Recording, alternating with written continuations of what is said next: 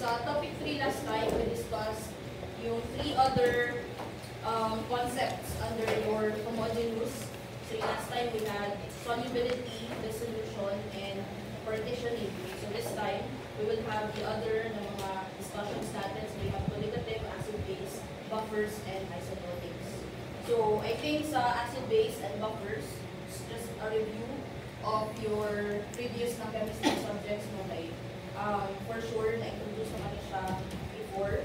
And then, so yung bulk ng discussion natin for topic 4 will revolve around colligative. So, for the concept as well as for the calculations. Okay, sige. So, before we start first, dito muna tayo sa ating outline. Okay, so that is topic 4. So, again, doon tayo sa topic 3, ay subtopic 3. So, dyan yung madaming mga discussions and calculations. Okay, definition of terms muna tayo for homogeneous systems. So, pag sinabing system, a specific portion of matter under study separated by real or imaginary boundaries from its surroundings. Okay, so pag sinabi natin system, ito yung mismong kung ano yung matter na pinag-aaralan natin. Like for example, you remember from phase equilibria, so di ba na-mention natin na let's say may beaker tayo, sa beaker may water, sa water, liquid water, meron tayong ice, meron tayong mga vapors sa beaker natin. Okay? So beaker natin, ilagay natin siya sa table. Okay? So, since dito sa phase equilibria, ano yung pinag-uusapan natin, ano yung pinag-aaralan natin, titingnan natin kung ano yung conditions that will affect this particular na system. Okay, so we have your ice, liquid water, and the vapors. So, ibig sabihin, kung ano yung nasa paligid ng beaker ninyo, kung ano yung table, tapos kung may sun ba or wala, ano yung weather, hindi yan siya nag-matter. Okay, kasi yung nag-matter is, ito lang man, kung ano yung sastudihan natin. So, ito, kaya yung tawag na, ano natin dito sa term na to is your system. Okay, so walay apil ang uban. Okay, so under the system, we have your homogeneous and heterogeneous systems. So remember, when it comes to systems, it is composed of more than one component. Okay? Kaya meron tayong homogeneous and heterogeneous. Kahit kung yung components natin sa system natin, ipaghalo natin, ang resulting mixture ba natin will be uniform or not. Okay? So, di ba, pag ipaghalo yung solute and solvent natin, pag completely ma-dissolve sa solute sa solvent, therefore, homogeneous siya. Okay? Pero pagdating sa heterogeneous systems ninyo, pag yung dalawang components natin, i-mix natin, what happens by distinct na variation or barrier between the two. So that's why it's called as heterogeneous. Okay? So yan yung dalawang systems na i-discuss natin dyan. Next natin is your phase. A distinct, homogeneous part of a system separated by definite boundaries from other parts of the system. Okay, so pag sinabi natin phase, we are pertaining to your heterogeneous systems. Okay? So mapansin ninyo, yung dalawang components natin per system. For homogeneous, we call that as solute and solvent. Ang dalawang components natin for heterogeneous, we have internal phase and external phase. Okay? So dito lang tayo gagamit ng term na phase. Okay? So sabi dyan ulit, distinct homogeneous part of a system separated by definite boundaries. Okay? Ano yung perfect example natin? So ulit, maglagay tayong beaker. Yung sa beaker natin, maglagay tayo ng water. Maglagay natin ng water, magdagdag tayo ng another component, which is your oil. Diba yung dalawa, sabi natin, immiscible yan sila. So therefore, may distinct boundary kasi may formation of layer. Okay, so yung layer natin, so ito yung line between the two components natin, that is your barrier. Okay, pero kung tanggalin natin itong water natin, homogeneous gihapon siya, kayo water lang man ang makita ninyo. Okay? The same with your oil, pag tanggalin natin yan siya, oil lang ninyo makikita ninyo, homogeneous gihapon lang siya. So yun yung ibig sabihin ng phase. Dalawang homogeneous yan sila na components, pero pag ipaghalo natin yan sila, meron tayong distinct na boundaries. Okay? So, again, ang phases natin, we use that one under your heterogeneous systems.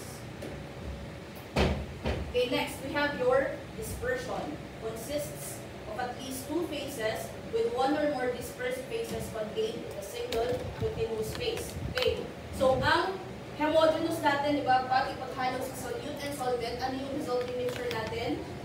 It's your solution. Okay? Pag sa heterogeneous ninyo, ang internal phase, paghalo with the external phase, ang resulting mixture, we call it as your dispersion.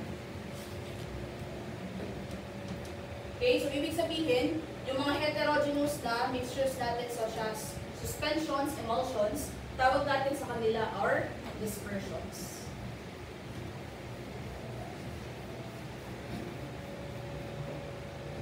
Okay, so kaya siya tinawag na dispersion kasi sa solution man po ninyo kay si solute, mag-dissolve man din siya completely sa solvent, di ba? Magkakaroon ng one-phase system. Pero pagdating sa heterogeneous man po ninyo, si internal phase natin, hindi siya mag-mix with your external phase. Okay, so ano yung ginagawa na lang natin? Instead of dissolving it, we will just disperse it. So i-spread lang natin ang internal to the external phase. Okay, so that's why we call the mixture as dispersion. Okay, what else? Okay, terms. So meron tayong single continuous phase. Ang external phase natin, tinatawag din siyang continuous phase. So baliktad, sa inyong internal, this is your non-continuous phase.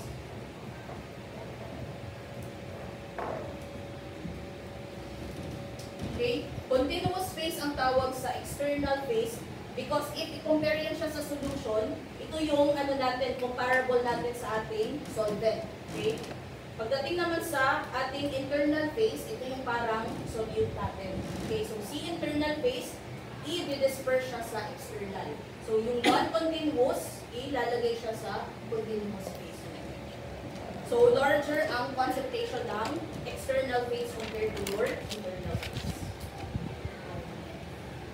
Okay, then we have your true solution. Okay, so pagdating natin sa topic 6, under your heterogeneous, meron tayong madidiscuss na solution under the heterogeneous. Pero again, diba sabi natin, pag solution ang term na gagamitin natin, dapat one-phase system. So ibig sabihin, yung ano natin, first component natin, completely ma-dissolve sa second component. Okay, pero pagdating kasi sa heterogeneous, sabi natin heterogeneous kay two-phase system yan sila. Okay, so ibig sabihin, ma-distinguish pa natin ang first component from the second component. So therefore, yung solution na ma-mention under the heterogeneous system is not a true solution. Okay? So pag sinabi natin true solution, yan yung solution na under sa inyong homogeneous system.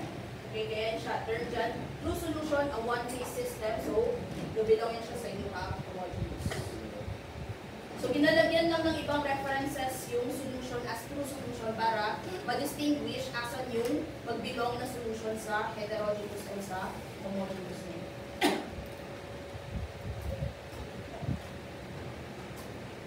Okay, let's go to the 5 physical properties of substances.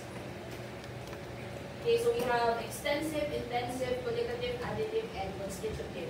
So the first two, we already discussed under your gas law, di ba? Your extensive or extrinsic, and we have your intensive or your intrinsic. Okay, so sabi natin, yung extensive and intensive is based on the number or amount of material or matter in a system. Okay, so sabi natin si extensive is dependent, ang intensive ninyo is independent. Okay, pagdating naman sa colligative, this is based on the number or amount of particles in a solution. Okay, so take note the difference ha. More general ang extensive and intensive kasi in a system. So ibig sabihin, pwede siyang for homogeneous, pwede siyang for heterogeneous. Pero for your colligative, this is specific for your solutions only.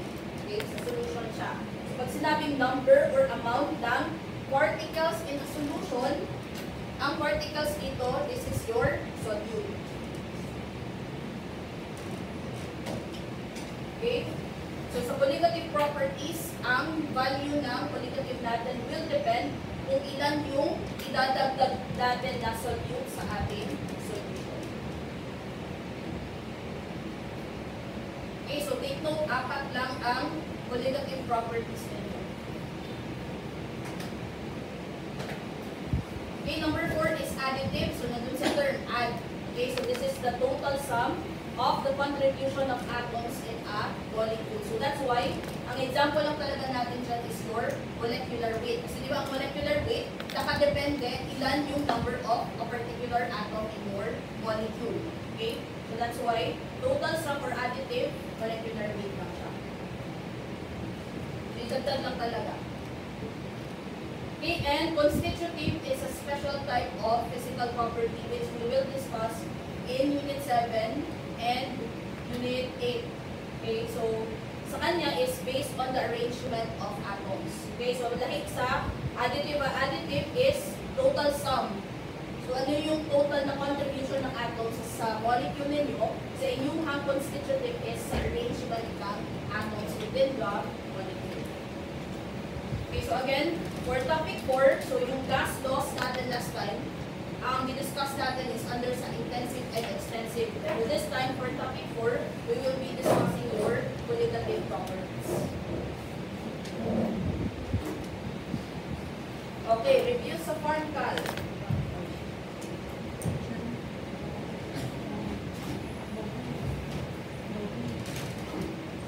Sige, molarity. Ano ang symbol ng molarity natin? Okay, capital M. How about for normality? And capital. And for molality? Okay, small m. What is the unit for molarity?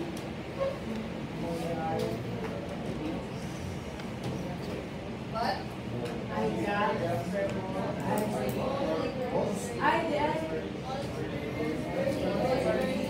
Grams per mole, that's molecular mole per liter.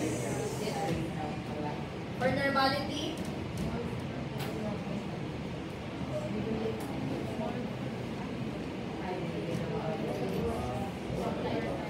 gram equivalent over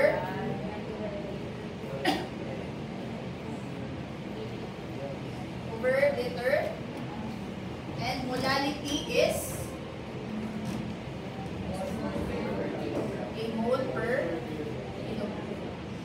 Okay, sige. So it's not enough that you know the units. So you have to know yung unit pa natin, like for the molarity. So naatay mole, naatay liter. So para saan yan siya? Okay, let's for example, ano yung mole natin dito? Is it the mole of your solvent, solute, or solution? The same with your denominator. Liter ba yan siya ng solvent or solution ninyo? Okay, so you have to know that one because pagdating sa calculation ninyo, in some problems, maraming ibigay na values. Tapos let's say for example, yung isang value natin, pwede natin gamitin to calculate for the mole of your solute. Meron din tayong unit or value na pwede natin gamitin to calculate for the mole of your solvent. Okay, so kung hindi nyo alam kung para saan yung mga different na components dun sa units natin, so pwede magkamali sa calculation. Okay, so ang mole natin, always yan siya. Pag numerator, this is for your solute. So mole of solute, brand equivalent sa solute ninyo, and mole of solute. Okay, pagdating sa ating dalawang liters for molarity or normality, this is the liter of your solution.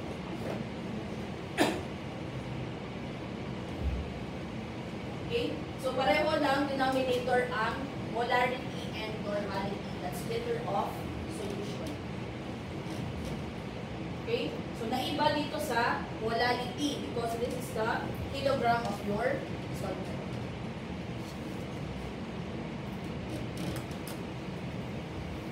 So, sa denominator, maiba si molality.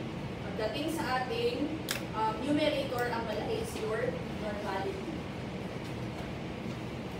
So, always yan siya, si molarity and molality. Ang nasa taas, the numerator is mole of solute. Yung nga, diba? Ang name niya starts with mola, mole. So, that is mole of your solute. Okay, sige. Let's go to your mole fraction. So, what is the symbol for mole fraction?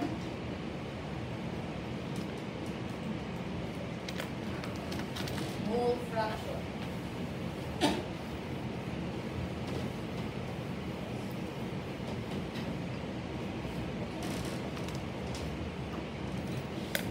fraction is capital X.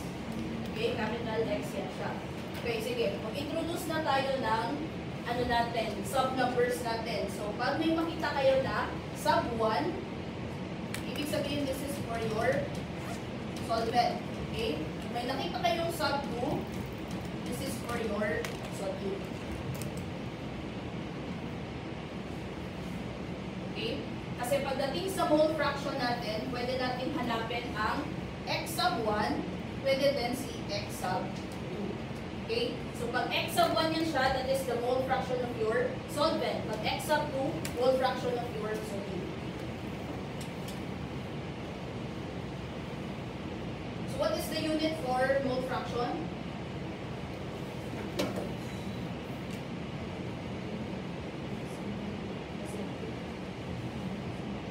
Sige, paano muna hanapin ang mole fraction? Kaya siya tinawag na mole fraction. Kapag sabing fraction, we have two values there. Tapos i-compare natin. Fraction is what?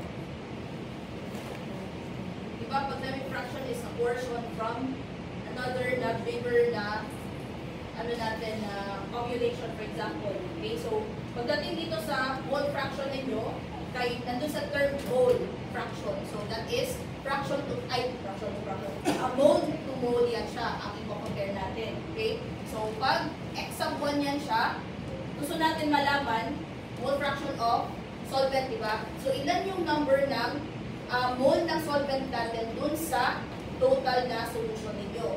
Okay, so ibig sabihin dapat ang numerator natin is n sub 1. Okay? Kasi ang n sub 1 is the number of moles of your solvent. Okay? So again, mole fraction ng solvent natin, gusto natin malaman ilan yung number ng moles ng solvent natin dun sa solution. Okay? So since i-fraction natin dalawa yung moles natin, dapat yung sa baba, mole po siya. Tapos sabi natin, dun sa larger na ano natin na system natin, so that is the solution. So paano makuha yung solution? We will add n sub 1 plus n sub 2. Okay, so yan yung gagamitin natin ng formula for mole fraction of your solvent. Okay, so the same lang din sa mole fraction ng solute ninyo, but instead, ang nasa taas natin is n sub 2. Okay, so I think sa apat na qualitative properties na calculation, yung may ma-involve yung mole fraction, kaya yung mahaba-haba yung calculation. Okay? Kailangan nyo pa kasing hanapin si solution, tapos kunin nyo muna yung mole fraction before you can get the change in pressure. Okay, so that's for your mole fraction. So again, looking at the formula, anong unit ng mole fraction? Ha? Okay, walang unit. Okay, kasi fraction siya lang, dalawang mole. So that's mole per mole. So cancel ninyo, so walang units. Okay, number 5, mole percent. So ang mole percent lang is x1 times 100 or x sub 2 times 100. So yung makuha nyo lang na value sa inyong mole fraction, you just multiply by 100 para makuha yung percentage. Kasi ang values na makuha ninyo basta mole fraction is less than 1.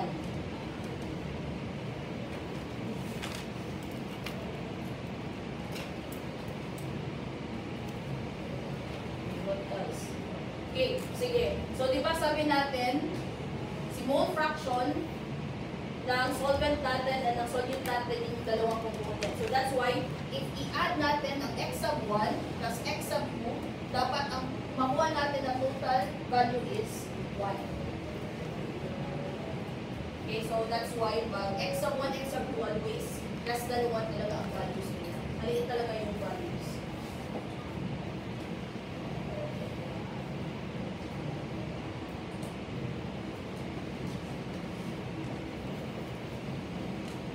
Okay, then 6, 7, 8% by weight, by volume, and weight in volume. So, diba, that is by weight, percent by volume, 10% by weight per volume. So ano gani ang unit ng weight natin? Always, pag dyan, weight is in gram. Ang volume natin is in ml.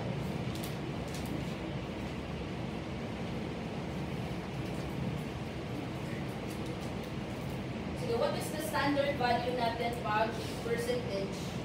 Percent by weight, by volume, weight in volume.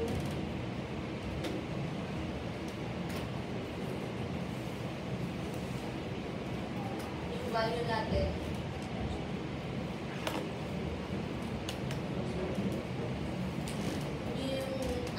Value for the numerator. Okay, that is 1. Value ng denominator, it's 100. Okay, so that's why pag percentage, weight per weight, so that is 1 gram per 100 gram. In percentage, volume per volume, so that is 1 ml over 100 ml. Percentage weight in volume, so that is 1 gram over 100 ml.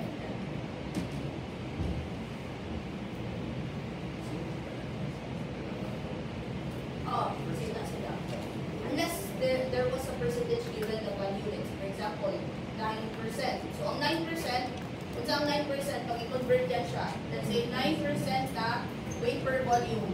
So, this will be a 9 gram per 100 ml.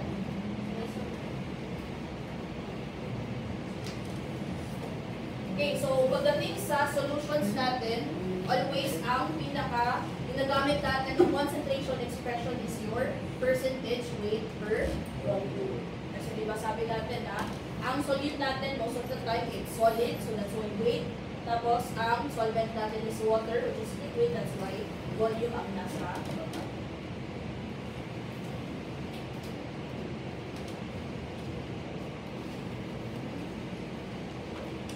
Okay, let's go to your ideal solutions. So, the same with your gas. So, kung meron tayong ideal and real gas, meron din tayong ideal and real na solutions. Okay? So, the same with your ideal gases, ang ideal solutions ninyo, non-existent yan siya. Okay? Hindi yan siya makikita sa environment. So, meron tayong 3 properties of your ideal solutions. Number 1, no change in the physical properties of the components other than dilution when they are mixed. So, which is incorrect, diba? Kasi, sabi natin last time na mabilong dun sa isa sa mga physical properties natin is your extrinsic. Sabi natin sa extrinsic natin, dependent siya sa number of material in your system. Okay, so ibig sabihin, kung meron kang idagdag, meron man talagang changes sa kanyang concentration. Okay, so that's why dyan, wala daw changes whatsoever sa kahit na anong physical properties. Okay? Number 2, no heat is given off or taken in. So, kasagot Ana. Sa no heat is given off or taken in. Ha? Sa 0. Pero dyan muna sa statement. Based sa discussion natin sa topic 3, no heat is given off or taken in. Walay. Okay, so that's close. Okay, wala tayong exchange. Okay, diba? Na-mention natin last time yung enthalpy of solution natin. Sabi natin, if we are to form a solution, may breaking of bonds, so may endothermic, tas may releasing of energy, meron tayong exothermic. So, meron talagang exchange. May endothermic and exothermic. Pero pagdating daw sa ideal solutions, walang endothermic or exothermic na reactions. Okay? So, always daw pag ideal solution, dapat ang enthalpy of solution natin is 0. Okay, so pag sa calculation, pag tanungin kayo is the solution given or the sample, kahit ideal ba yan siya or real solution, so paano malaman? Pag yung makuha ninyo na enthalpy is 0, so this is ideal. Okay? Pero pag ang enthalpy na nakuha ninyo is non-zero yan siya, so that is a real solution. So regardless kung negative yan siya or more than 0, so long as hindi siya 0, that is a real solution. Okay, and yung third natin na property, connected sa number 1 natin, so si volume, di ba, mabilong sa itong extensive property. So sabi dyan, regardless if magdagdag or magbawas tayo, walang changes sa volume ng solution natin. Okay, so example ng iyong solution natin, we have your alcohol and water. So diba, they are visible with each other kasi ang alcohol is polar the same with your water. Okay, kaya siya not an ideal mixture. So I do not know if you've tried. So kung, diba, kung hindi nyo pa na-try, try nyo na sa, sa board nyo, sa one. Okay, so diba, pag dry ang hands ninyo, maglagay kayo ng alcohol, cool to the touch. Diba, may mag-evaporate na diretso ang alcohol. Pero pag maglagay kayo ng alcohol, tapos masak pa yung kamay ninyo with water, somehow may konting warmth, diba? So, since may warmth yan siya, may exchange of energy tayo, okay? So, kaya siya considered as real solution or non-ideal solution. Okay, at the same time din, kung sabi natin, wala daw changes sa volume sa ideal. Pero dito sa water plus alcohol natin, may decrease in the total volume of your mixture. Okay, so for example dyan, may 250 ml per component, 250 ng water, 250 ng ethanol. Pero pagdating dun sa graduated cylinder kung saan sila i-mix, ang total na volume daw niya, naging 480 instead of 500. Okay, so another example, may reduction of your volume. Okay, so ano yung mga ano natin? Possible reasons why magkakaroon ng reduction. So, first and foremost, sila nakalagay dyan, no, na between the water and alcohol molecules natin, larger ang gap between the water molecules ninyo. So, what happens? Your alcohol molecules will insert themselves between the water molecules. Kaya somehow, parang lumiit yung volume ninyo. Okay? And at the same time, ang alcohol manggod, pwede siyang mag-interact with the water molecules. So kung mag-interact yan sila, what happens? Mabira. Okay, magkakaroon ng ito. Okay, the interaction will pull the molecules together. Okay, kaya mag-liit yung volume ninyo. At the same time din, di ba, kung ano man niya siya sa solution, di ba, magkakaroon ng breaking of bonds of your solute and the solvent. So take note that your alcohol and your water are volatile. So may mga instances that some of the water and alcohol molecules na nasa surface, pwede din silang mag-evaporate. Okay, so that's why instead of 500, always yun siya lesser talaga ang total volume.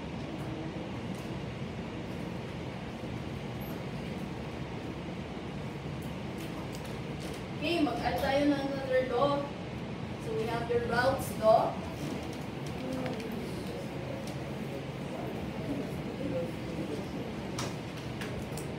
Na-discuss mo yung si Raoult's before? Saan?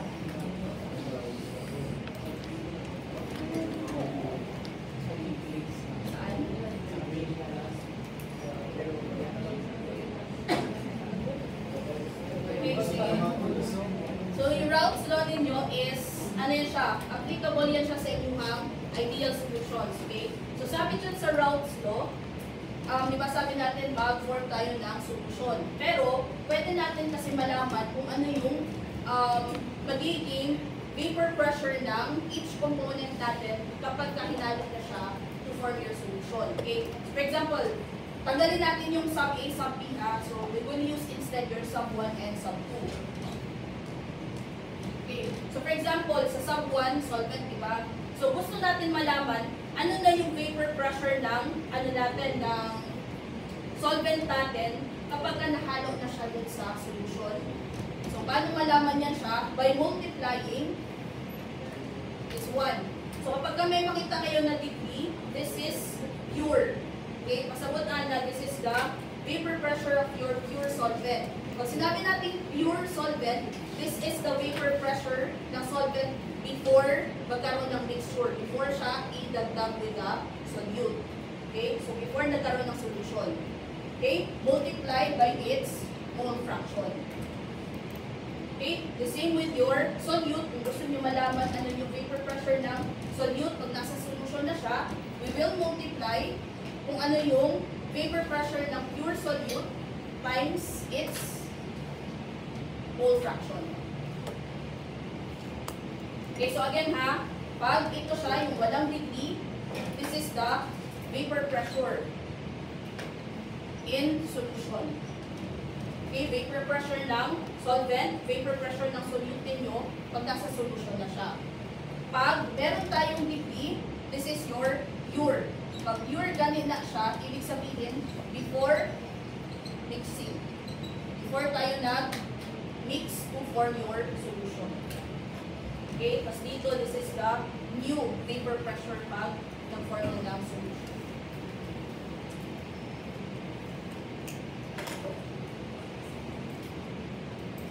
So, dito sa Raoult's law natin, dito na-derive yung ating vapor pressure domain na formula.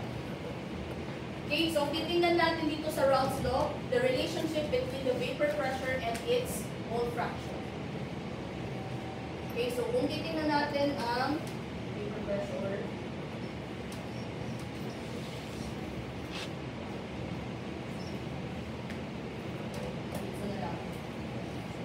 okay, tingnan natin yung, sige, ito na dalawa. This one. Ano yung relationship ng mole fraction natin with the pure na vapor pressure natin? Okay, so since kahit na hindi pa natin isolve yan siya, di ba, based on the formula, pag nandito, parehong sila na nasa same side, parehong numerator, ano yung kanilang relationship?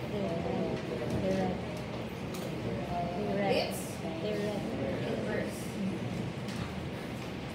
Ang direct is if the same numerator sila but on opposite side. Okay, pero pag the same numerator, same side, that is inverse. Okay, sa colligative, take note na hindi pwedeng baguhin yung lowering ninyo, elevation or depression ng any synonyms. Okay, so for example, vapor pressure, decrease, or vapor pressure, depression yan siya, so hindi pwede. So that's why pag mag-calculate kami, that's VPL, boiling point elevation, and we have freezing point depression. Okay, maunod lang ako ang applications ani. Okay, kasi hindi siya pwedeng mag-ulit. Okay, so pagdating natin sa colligative properties, diba sabi natin, saan nakadepende ang colligative properties? Sa concentration or amount or number of your particles or solute. Okay? So, ang i-compare natin always pagdating sa colligative is yung ating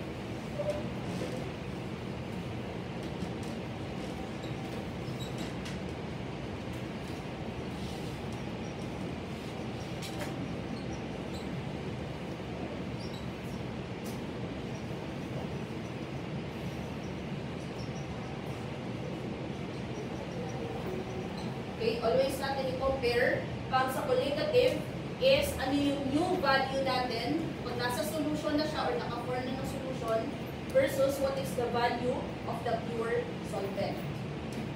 Okay? So, magkakaroon talaga yan siya ng changes kasi magdadagdag tayo ng solute. Okay? So, that's why colligative siya. So, ibig sabihin, what will happen to the value of your pure solvent for that property if magdagdag tayo ng solute. Okay, so ibig sabihin, pag may resulting solution na tayo, ano yung change dun sa value niya? Will it increase? Will it decrease? Okay, so yun na yung tinitingnan natin sa colligative ninyo. Okay, sige. So, before that one, let's first have this dun sa ating Raoult's law. Sabi natin kanina, ang number 1 natin na colligative sa vapor pressure lowering natin derived from Raoult's law. Okay? So sabi natin last time sa discussion natin, diba, with your vapor pressure, pag may water tayo, mag-apply ka ng heat, yung heat ma-absorb, tapos yung heat gagamitin para mag-break ang bonds. So may escaping na mangyari, yung liquid ninyo magiging gas. So pag madami ng vapors, magkakaroon ng vapor pressure. Okay? Pero ngayon, pagdating sa colligative, we will assume that your solute is non-volatile. Okay? Non-volatile yung solute natin dito. So pag sinabing non-volatile, hindi agad-agad siya mag-evaporate. Okay? So hindi siya tulad ng water natin. Kaya yung water natin is volatile.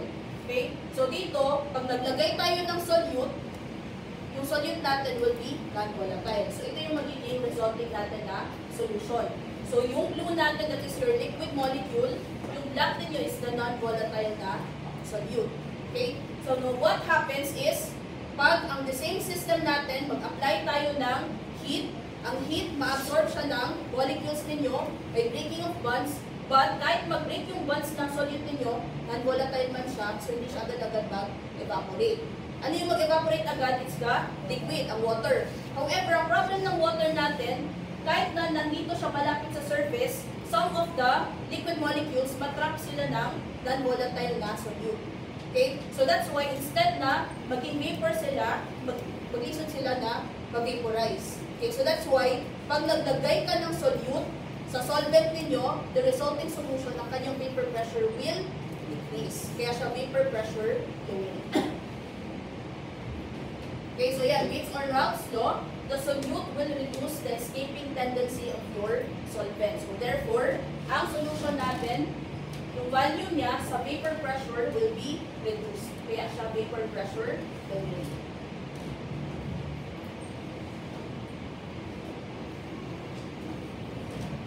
Okay, so marami tayong what we call as assumptions when it comes to colligative. So, kasi nga, ideal solution kaya ni siya, di ba? Ideal solution, non-existent siya. So, dapat mag-set tayo ng criteria for our solutions. So, ito yung dalawang very important na dapat tandaan ninyo. Si 1 and 2. Number 1, kanina sabi natin that your solute should be non-volatile. Ang water natin is your solvent, which is volatile. Okay? Number 2 natin, our solutions should be dilute only. Okay? So, hindi siya pwedeng concentrated, di ba? Sabi natin sa number 1 property ng, ng ideal solution natin is that dilution will only change. Pero, the rest of the properties will not. So, that's why dapat ang solutions natin dilute na talaga siya. Okay? So, yan na. Ang 3, 4, 5 man good, ma-apply natin niya siya pag calculate natin.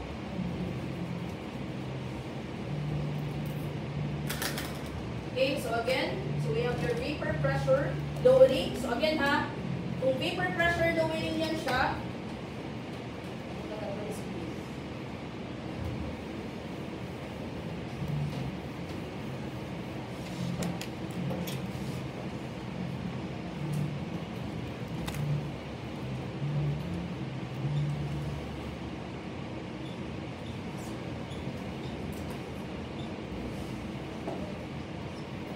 vapor pressure lowering yan siya, ang mangyari sa value ng solution natin is this.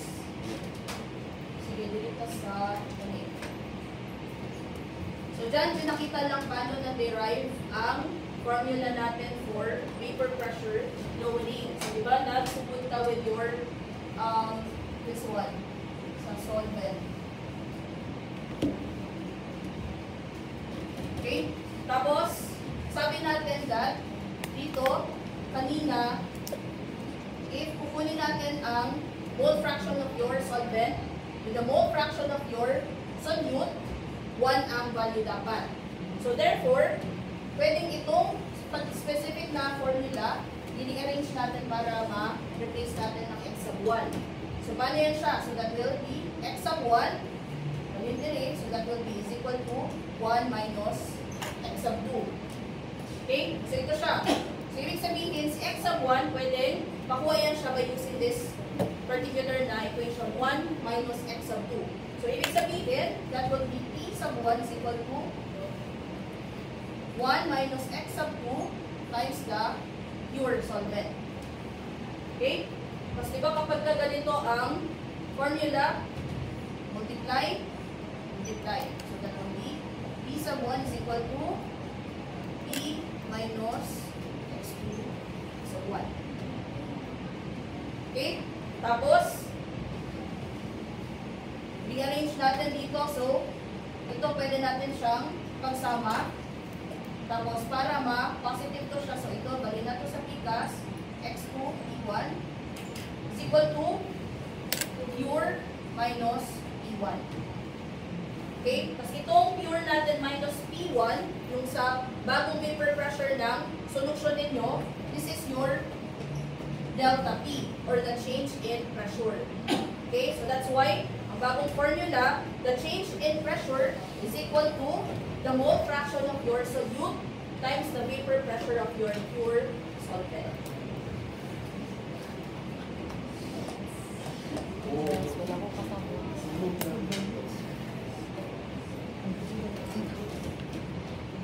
Hindi nyo kailangan memorize. Basta memorize yung formula. I-explain ko lang paano nakuha, paano na-derive ang formula ng vapor pressure from Brown's law. Okay? So again, this is the change. So yung delta last time, nakita ba ang ano na to, ang definition natin, latent yun siya. So this time for colligative, basta may delta or may triangle, that is the change. Okay, so change in pressure is equal to the mole fraction of your solute times the vapor pressure of your pure solvent. Okay, so bakit ito yung kinuha natin? Nag-make sense because number one, sabi natin colligative property. Colligative property nakadepende sa number ng particles or solute. So that's why, dapat na-add yung x sub 2. Okay, x sub 2, ito yung ginagamit natin para ma-determine yung number of moles na binagay na sa solute ninyo, di ba? Tapos, dapat, meron din sa equation natin ang vapor pressure ng pure solvent kasi sabi natin, si colligative ang i-compare natin ang value ng pure solvent with the new value in the solution. Okay? So, kaya yan siya, x sub 2 and vapor pressure of your pure solvent.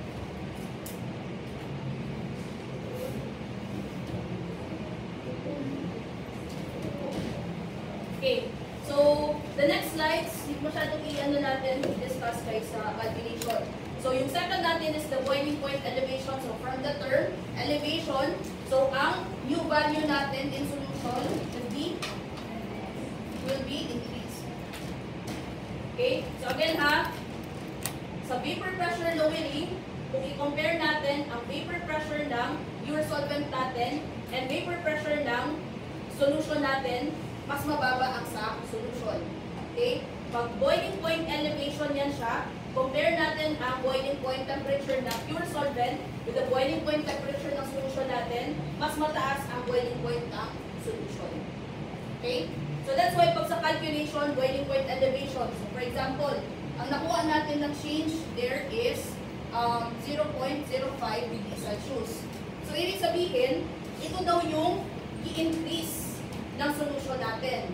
Okay, so ibig sabihin, let's say, for example, ang gigamit natin ng pure solvent is water. What is the boiling point of water? 100. So 100 plus, ano yung ibago niya? 0.05 degrees. So ibig sabihin, ang bagong boiling point ng solution natin is 100, ano siya? 100.05 degrees Celsius. Okay, so always higher ang sa solution kay boiling point elevation din siya. Okay, so the same pag freezing point depression, di ba? Ang freezing point depression decrease. So ibig sabihin, pag i-compare natin ang freezing point temperature ng pure solvent with the solution, mas mababa ang sa solution niyo. So kung i-calculate natin yan siya, let's say for example, ang change natin in freezing point is, sige, nasin niya po, 0.05 degrees. Okay? So, ibig sabihin, nung nagdagdag ka ng solute, ang solution natin ng freezing point na niya is, nag-decrease by 0.05 degrees. Okay? So, again, gamitin natin na solvent is water. So, ano yung freezing point ng water? 0. So, 0, decrease man, minus 0.05. So, ang bagong freezing point ng solution natin will be negative 0.05 degrees.